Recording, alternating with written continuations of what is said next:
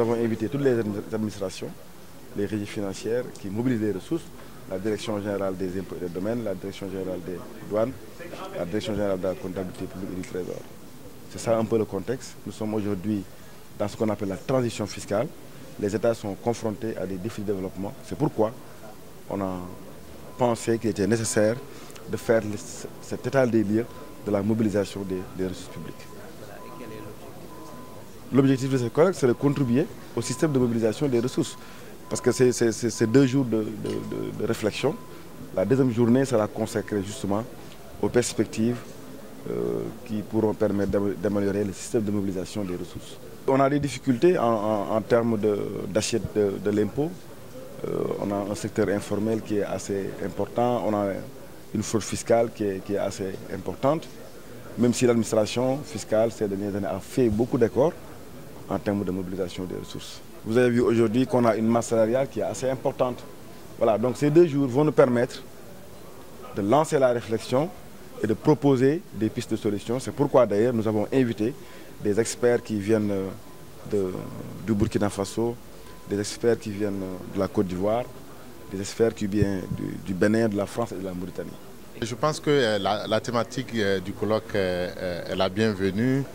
C'est un colloque qui vient à point nommé au moment où dans les pays membres de l'espace UEMOA, des transformations sont en train de se faire en vue de formuler et de mettre en œuvre de meilleures politiques publiques en faveur de nos populations. Vous savez, depuis 1994, l'espace UEMOA, notamment les 8 pays, ont décidé d'aller vers une harmonisation de leur système financier. Donc aujourd'hui, on a tendance à parler d'un fédéralisme financier dans l'espace UEMOA. Un colloque de ce genre, il a l'avantage de permettre à des universitaires, des praticiens, de jeter un regard sur une même matrice qu'ils appliquent tous dans leur pays pour voir comment est-ce qu'on peut trouver les solutions pour mieux mobiliser les ressources publiques. Je crois que dans tous nos pays, nous faisons face à des grands défis. La question de la masse salariale qui est assez importante. Aujourd'hui, le niveau des investissements en faveur des couches les plus pauvres est assez faible. Face à cette situation, il y a aussi la rarification des ressources publiques qui nous venaient de l'étranger. Pour tous les 8 pays membres de l'UEMOA, les ressources propres permettent de financer un peu plus de 50% de leurs dépenses publiques.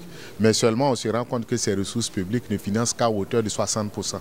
Aucun État dans l'espace UEMOA n'arrive à financer ses dépenses publiques totalement avec les ressources internes. C'est pourquoi il faut réfléchir pour voir comment est-ce qu'on élargit l'assiette, on mobilise plus de ressources internes par le biais de la fiscalité, mais comment aussi on peut développer des initiatives pour mobiliser des ressources additives sur le marché financier, notamment en termes d'emprunts obligataires.